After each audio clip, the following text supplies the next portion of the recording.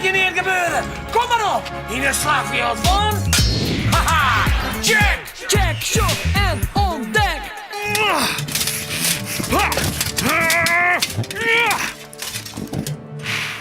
Nou ja, mag je niet gebeuren. Zijn harnas beschermt met je slagwapens en stekwapens zoals deze. Maar net... zijn kogels. Daarom werd het harnas in de 17e eeuw vervangen door het kuras. Een borstplaat van steel van wel 2 of 3 millimeter dik. Om de kogels nog beter chin te houden. Het leger van Napoleon vocht in zijn kuras bij de slag om Waterloo. Maar ook het kuras kon de nieuwe mitrailleurs en de kanonkogels net inhouden en werd uiteindelijk vervangen door, jawel, het kogelwerende vest. Zo'n als de politie Utah daar nog gewoon had. Het zit volle comfortabeler en het scheelt wel, 40 kilo.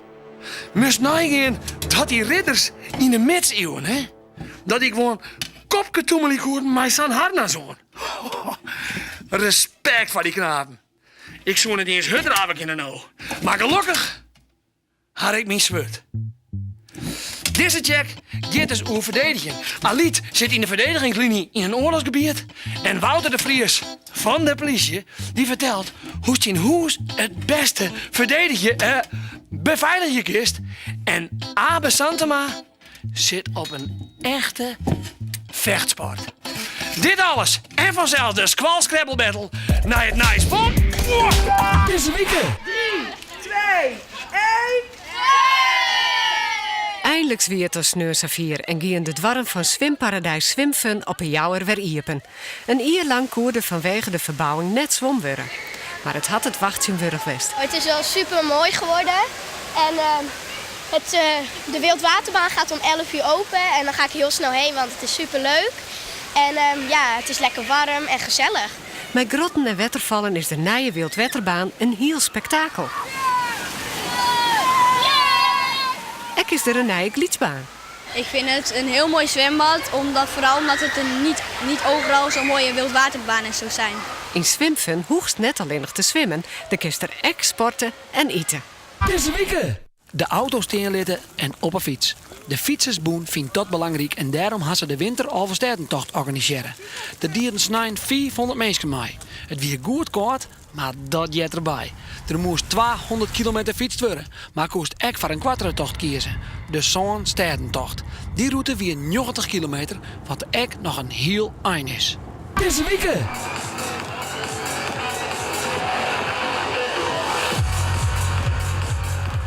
De muziek. Leuk om op te douchen, maar net leuk als oren meesken de les van haar. Verliezen hier kreeg de organisatie van een Ieper Lof Doensfestival vlakbij Ljouwert een soort klachten van meesken die in de buurt wenjen. Daarom testen ze nou of met strierbalen het lood tjinhouden werken. De strierbalen komen als een soort vermoorden om de doensvlier heen te lezen. Het liek het goed te werken.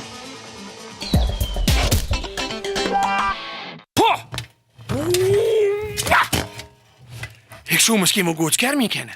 Schermien is een vechtsport, maar ook een verdedigingssport. Tijdens de midseizoen op riddertoernooien waard een protterdien on schermien. En het is nou zo populair dat het zelfs een Olympische sport is. In Friesland hebben we ook een schermclub. Schermkring Friesland. En daar zitten toch een paar stoere knapen op. Angar!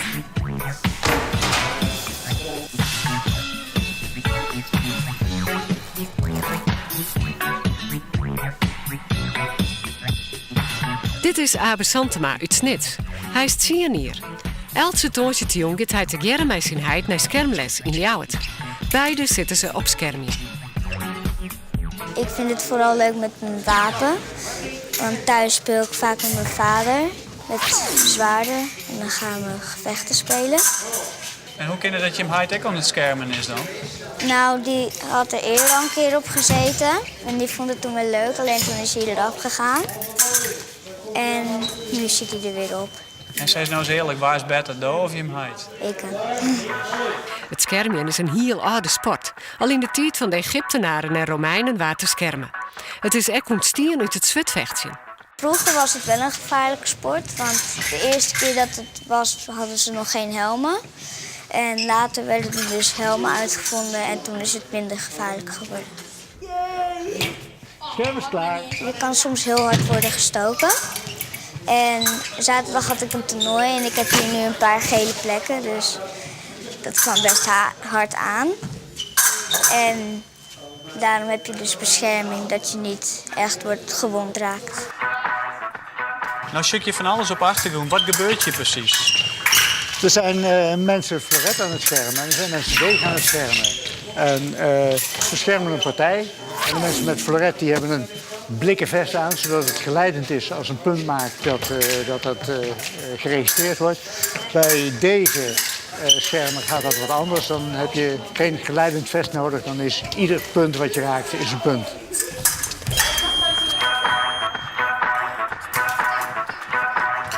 Om te wel echt met wapens vjochten werd, had Abe alle jaar beschermende kleren aan tijdens het schermen. Je hand, daar heb je dus naar voren staan. En dus heb je een handschoen. En de linkerhand heeft geen handschoen, want die heb je vaak achter je rug. En je helm heb je op, want soms dan breekt een wapen. En dan kan het punt heel scherp zijn en dan komt hij misschien op je gezicht af. Is die helm nou zwaar? Ja, die is best zwaar.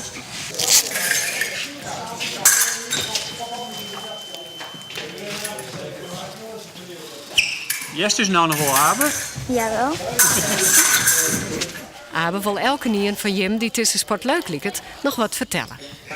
Ik zou het hun echt aanraden, want het is een hele gezellige sport. En het is ook een hele sportieve sport. Sportief, dat doet me denken aan... Oh.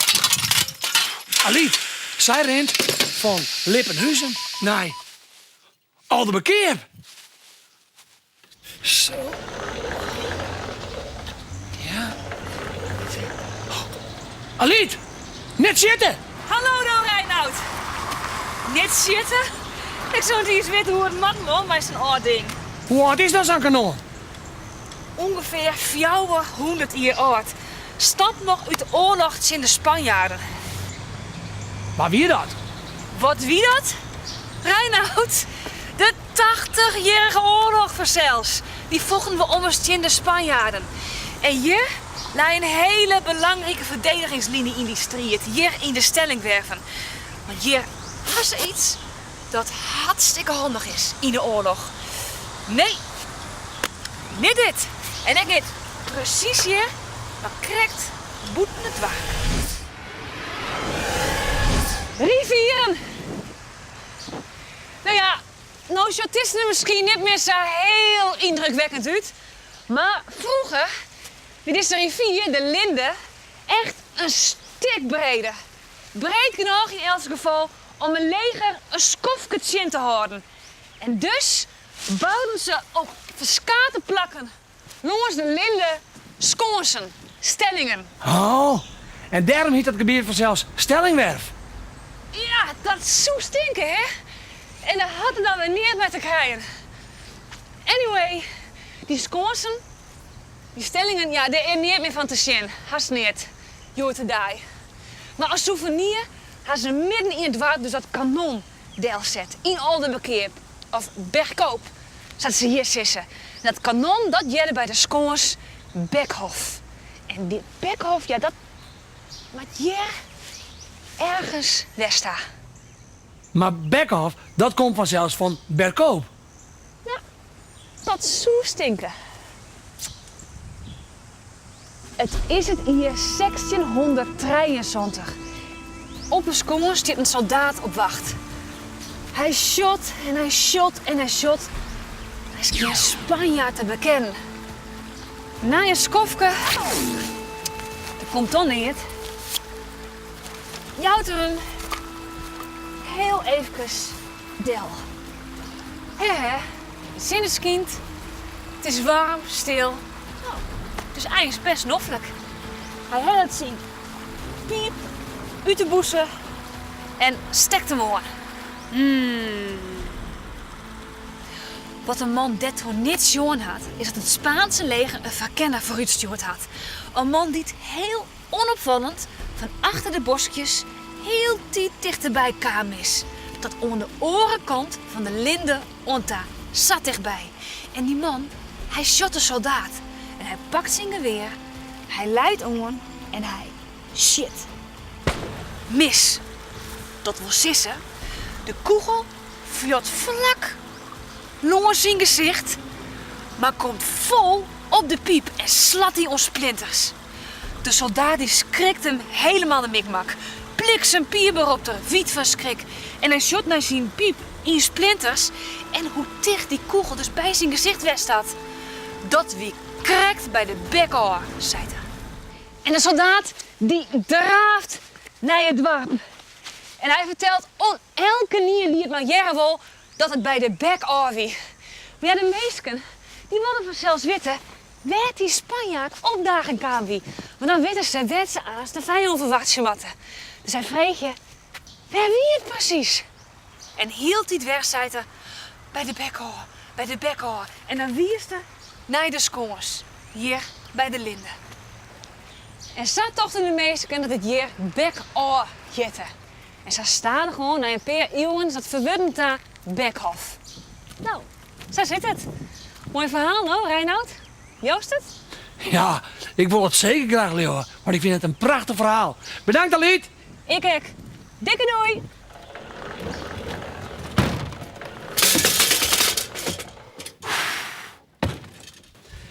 Ja, die rivier de Linde wie dus een groot obstakel voor de vijand om Friesland in te pikken.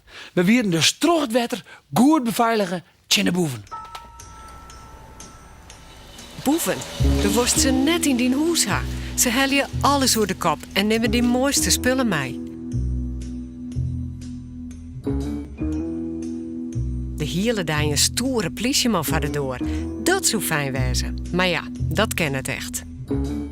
Maar hoe houden we de boeven dan toch spoedende door?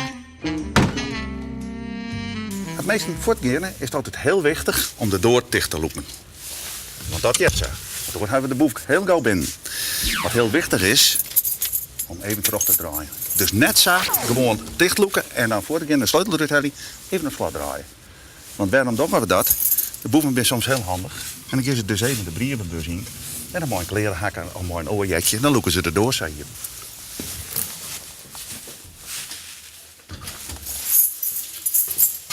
Voor zelfs ik als binnen wist de deur op slot. Die zit op slot. Nou, een boef die zit eerst van, steer ik raam mee. Nou, in deze wending gelukkig net. Maar wat wel heel wichtig is, dat daar zie ik wel een raam mee staan, zelfs nog een. En daar zie ik nog een paar raam mee staan. Waar de boeg aan denkt, hoe kom ik dus binnen? Ja, dat is op zich net zo moeilijk, want hier ben een hele mooie trapjes. Je kan via de skut en kan op het dagsgoor te komen en bom, is er niet binnen.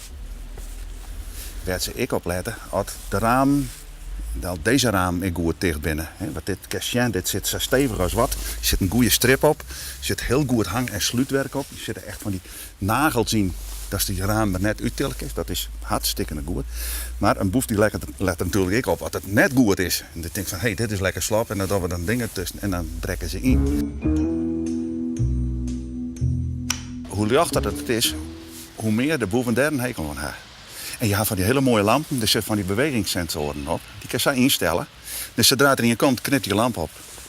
En als er nou niet een inbrekken wil en die geeft maar die grote brekjes is daar mooi om te gaan. Ik neem maar wat. Dan valt het direct op. Als je dus in de woning bepaalde dingen just, bijvoorbeeld er luidt een laptop of een dure telefoon luidt op de tafel, dan denken ze van, dat is interessant, dat wil ik wel hebben. Dan nemen ze vaak wel eens een poging. Dus de must altijd, ik al kies maar heel even voort, de must die spul verstoppen. Dan maakt in ieder geval laptops en dure telefoons en dat soort zaken, maar gewoon van de tafel afdwan en berg je dat op. Dus vers wel bij die mooie kettingjes en dat soort dingen van hart en mem krijgen haar. Maak je er hele mooie, duidelijke foto's van. En die foto's moest heel goed bewaren. Stel dat ze stellen worden, wat we net hopen natuurlijk. Maar dan kunnen ze altijd bij de ongiften doen, bij de politie. En zodra we boeven vangen die sieraad niet bezit, en zeggen van jongens, dat is ze. Die hebben we bij je in Brutsen. Als je inbrekkers gewoon ha en er zijn spullen stellen, altijd contact opnemen met de politie. Zo volle mogelijk spullen lezen laten nergens aankomen, want er kunnen vingerafdrukken en dat soort zaken op staan. En dan komt er een van de technische recherche die komt dan en die maakt het, foto's ervan en die maakt het afdrukken en zien of we de boeven ook op die manier pakken kunnen. Goeie tips, Wouter, maar ik ga niet van weer hier, hè? Hey, Reinoud! Hey Reinhard, nou, ik ben hier aardig en deze squallen heet U's Nieuwe Skekel en de groep een size. Zo'n en 8 ben er helemaal klaar voor, want het is tijd van de Squall Scrabble Battle! Team 1 van U's Nieuwe Skekel, ben je hem klaar om het Frieske wet te lezen? Ja! Supporters van U's Nieuwe Skekel, ben je er klaar voor? Ja! Oké, je krijgt nu een tientje mee! Yo! Het Frieske wet, wat wordt het Frieske wet? Van de Squall Scrabble Battle! Stop de tijd! Het wut is joen, met een J, een U met een dakje erop en een N.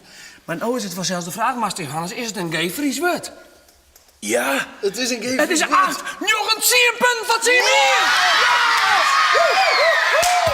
1! Team 2, van het Nederlandse wut van de Nieuwe Skekel. Ben je er klaar voor? Ja! Ben je er klaar voor? Ja! Oké, de team gaat nou in!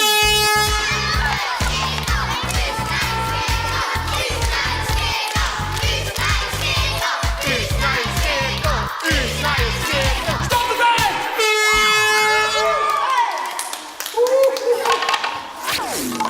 Voeren. Nog een punten van team 2!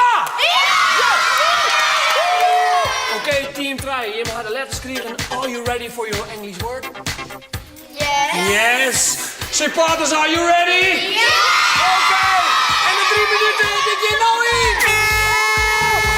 Kom aan! Oké, kom op. Wat is het 10 stapje of net? Zes, had ik het 10 stapje? Dan had ik het 10 stapje. Stop de tijd! Dames en heren, het is Q. Het bent 12 punten en het is goed! Ja!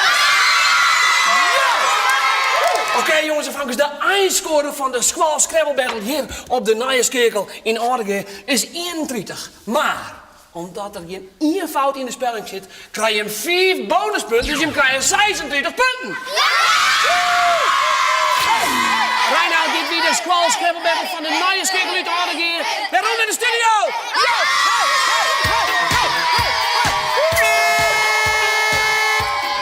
Al dat is een mooie score. Super de puper. En van wat het net weet, een Q is een oude Engelse munt. En dan nou de totaalscore. 26 punten voor uw Nieuwe Skekel en Jorwert heel 38 punten. En dat betekent dat Jorwert nog steeds boven ons zit. Haha! Maar waar kan Jorwert van het eerste plakhuis zitten?